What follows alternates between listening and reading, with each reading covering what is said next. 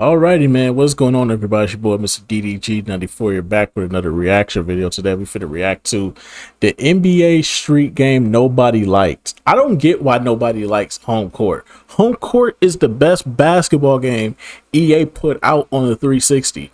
Like, don't get me wrong. NBA Live 10 was good, but it's not fucking with this. It's not. I'm sorry. It's not. NBA Live, NBA Street, Home Court was 10 times better than any NBA Live they put out on the PS3 and Xbox 360. This is the best basketball game they put out on that whole console generation. This is the best basketball game. NBA Live 10 would be number 2, and then after that, everything else is ass. Everything else is ass. Yeah, everything else is ass after NBA Live 10. If we talking like PlayStation 3, PlayStation 3, Xbox 360 era.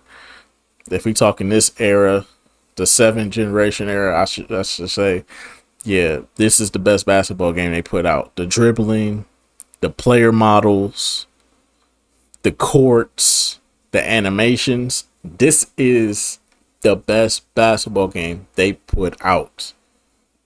It had everything you wanted in a next gen console game. Was it bare bones? Yeah. Was it suck? Did it suck that the only way you could get the NBA Street Legends like Bonafide and Stretch was through DLC content that you had to pay like $20 for?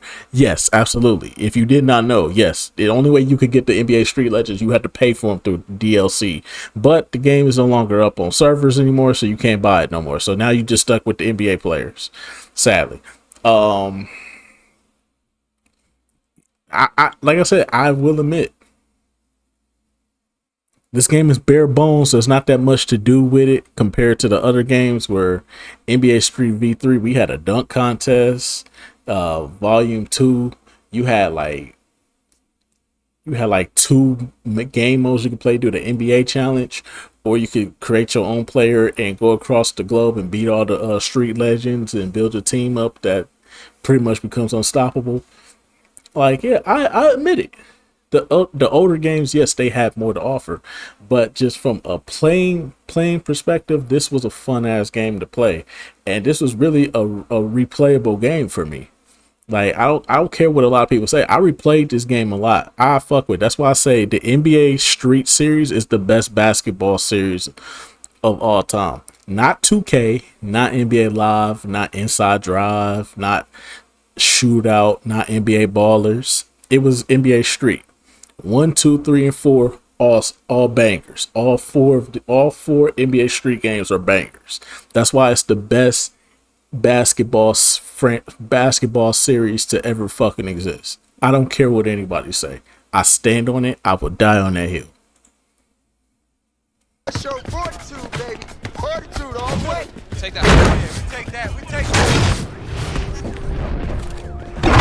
Yeah, I don't care. That's cool. The NBA Street Series was one of the most well-regarded franchises in sports gaming. In the PS2 era, there were 3 games, and the second one is often considered the greatest basketball game of all time. But there's always a black sheep in the family, and that black sheep is NBA Street Home Court. Now, when looking at the online reception of NBA Street Home Court, you would assume that this is bad. Hell, I thought this was like an NFL Tour situation. That game is terrible.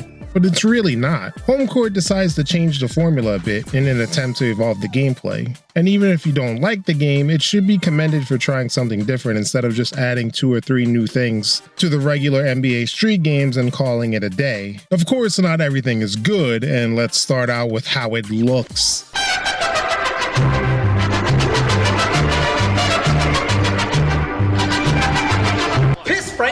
Yeah, this game is just really ugly to me. It's not necessarily bad graphics, but these 7th console generation games were obsessed with adding the ugliest filter they can find and placing it into their game. GTA 4 was super gray, Resident Evil 5 had this Mexican piss filter. Looks like we're seeing the world through the eyes of modern day Michael Jordan. And Battlefield 3 looks like it takes place in a bottle of Windex. Like, why is everything so blue? Home Court has all of this and above, and it's just an eyesore. The only reason everything should be this yellow is if you're playing basketball on the planet Venus.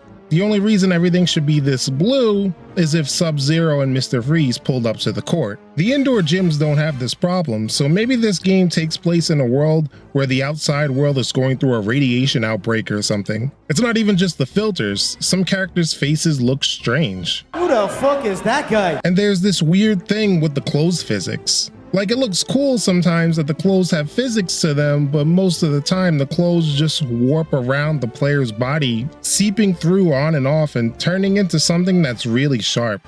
Like, literally speaking. Shit's pointier than the spikes on the Road Warrior shoulder pads. Even the introduction video shows the clothes acting like this. The game is very different than the other NBA Street games while trying to stay faithful. It's still street basketball where you do tricks to build towards this game breaker meter, and once it's filled up, you have the opportunity to cash in on some big points. But how you do that is all completely different. The square button has you cross over dribble, but the speed in which you tap the button shows how fast you can go. Whoa. Whoa, whoa! But holding down the button gives you different moves. Also, whether or not you are moving forward or backwards, and if the modifier buttons are being held or not. The game is very well animated, even this dive. Find this man some Neosporin. The fluid animations make pulling off these moves satisfying. The triangle button will make you use more elaborate tricks, which can get you multipliers towards building your game breaker meter. You still have those crazy dunks in this game, but the game implemented double dunks. There's this meter that appears when you attempt a dunk. You could just not fill it up and go for a regular safe dunk. You could fill it up most of the way to go for a flashier dunk, or you could fill it up completely for a double dunk, which is the coolest thing in this game. If you mess up, you fail, and yeah. Step up, y'all.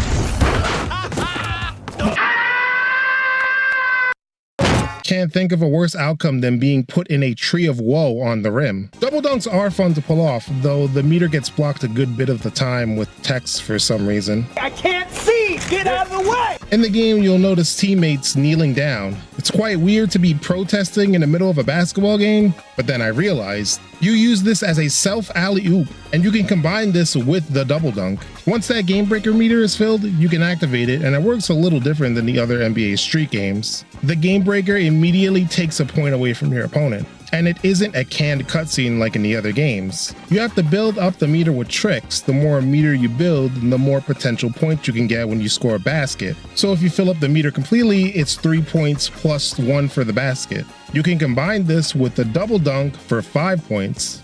But there's more. If you use the self alley-oop thing while you're in Game Breaker, you have the option to do a triple dunk, which can earn you up to 6 total points.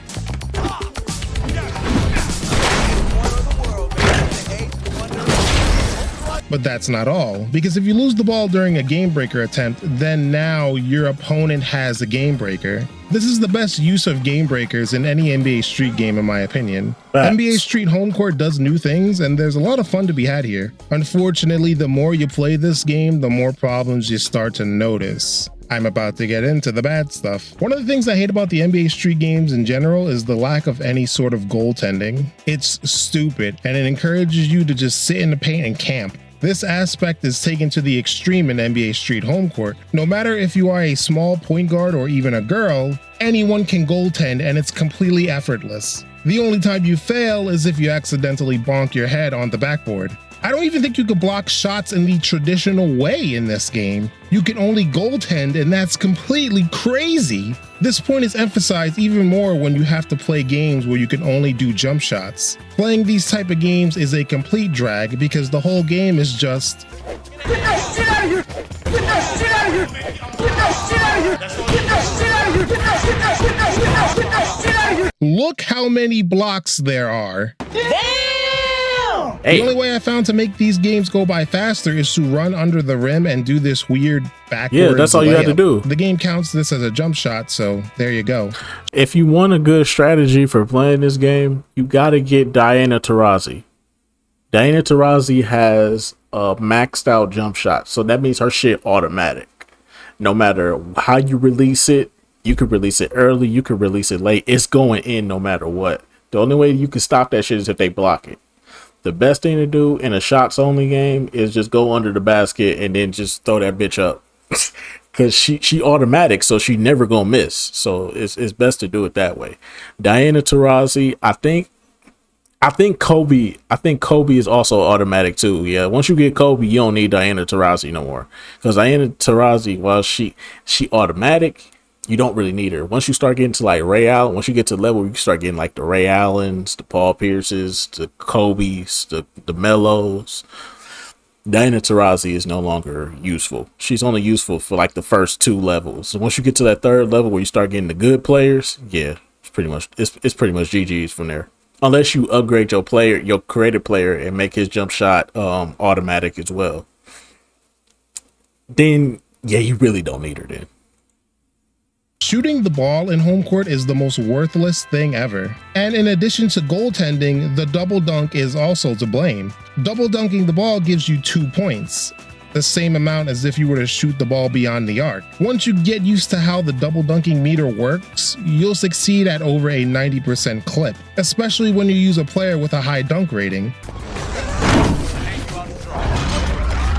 Dunking the ball is way safer than shooting in this game. Not to mention that dunking the ball gives you more game breaker meters, so you literally have 0 reason to ever shoot the ball in this basketball game. This makes any WNBA player you would pick to be completely worthless, as I believe they can't dunk outside of alley-oops and game breakers. Dribbling is also something that was overpowered. You can attempt steals and pushes on defense, but the thing is, once you turn around, you might as well break out the cuck chair because you can't do anything but watch. You can build your own game breaker while doing this over and over and over again. Home court is fun, but the thing is, it's at its max potential when you set house rules to take out shit like this. The only game mode here is Home Court Challenge. You create your guy in the weirdest character creator I've ever seen, ever. So you can pick a generic head model, then you can pick 2 NBA players' head models, then you get this slider to see how much you'll look like any combination of the 3. So you are essentially creating a 3-way love child. I have never seen anything like this before. Please tell me there's another game like this. So this game mode is pretty meh. You play pickup games but different stipulations like dunks only or the previously mentioned shots only. There's nothing really here as far as depth. You just play games. The things they do have are really shallow, like you have different attire to put on to level up faster, or you can recruit someone to your team, which takes no effort. You can even play against and recruit WNBA players. I love equal rights, so I'll bounce this basketball off their face just the same as I would a man player. Bitch. You once in a while get these little videos about the court you're about to play on or what a player's experience is on their own home court. Shadow Mountain High, home of 3-time high school Mr. Arizona, Mike Bibby. Everything started here for Mike, along with Team Dime and their love for the number 10.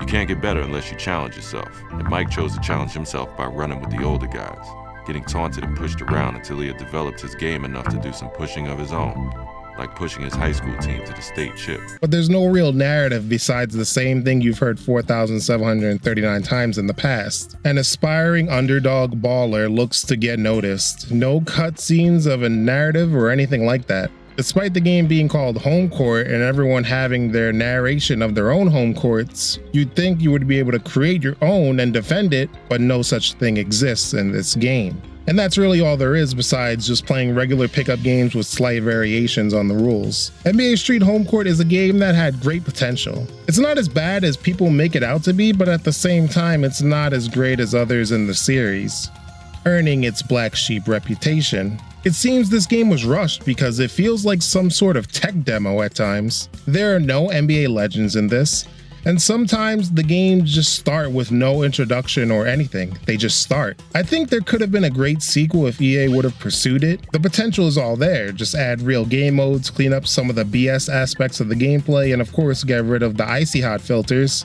But with everything moving towards realism and arcade games getting phased out, we would never get another NBA Street game again. And basketball in general is extinct from EA Sports. Well, maybe not. In any event, creating a guy in this game is fucking weird. Alrighty, man. It's just gonna about do it for this one. Most definitely, I still think this is the best game build. It does have its flaws. Most definitely, no game is perfect. Every game has the flaws. I'm never gonna sit up here and say, this is the most flawless game of all time. No, this game had its problems, but it's still the best basketball game they put out on the Xbox 360 and PlayStation 3 generation. This was the best game they put out by far. When we talking animations, graphics, the player models, the way how they look, everything was top tier on this. I still say this is their best game. Now, NBA Live 10 is right up there as far as like gameplay aspect goes, and I guess you could say animations. I'll give it that. But outside from that, this is the best they put out. And I wish they would have stuck with this. If they could have brought the player models and how they look and put them in an NBA Live game. You mean to tell me that that wouldn't look good on NBA Live? The animations, the physics, there were physics, good ones, not glitchy physics, not glitchy physics where you dunking the ball from like the side and then your player shifts and glitches and then dunks the ball. Like, no, it wasn't like that. What it was like with NBA Live 07, which was out around the time of this game. It was perfect. They gripped on the rim. Pause. They gripped on the rim. They when they shot the ball, they didn't shoot it from some weird angle. Like, no, the shit was fluid animations. This is what I've been talking about for years when it comes to EA. And I still stand on what I said, bro. I still stand on everything I said, bro. They need to get they need to find the engine that they use for this game and implement it into the future basketball games. The engine, the player models, all that shit. If they could implement that into the game, bro, they would have a top tier NBA Live game on their hands. But we'll just have to see what they do with college basketball in the near future. But anyway, so that's just gonna about do it for this one. I'll see y'all in the next video. Till then, bye.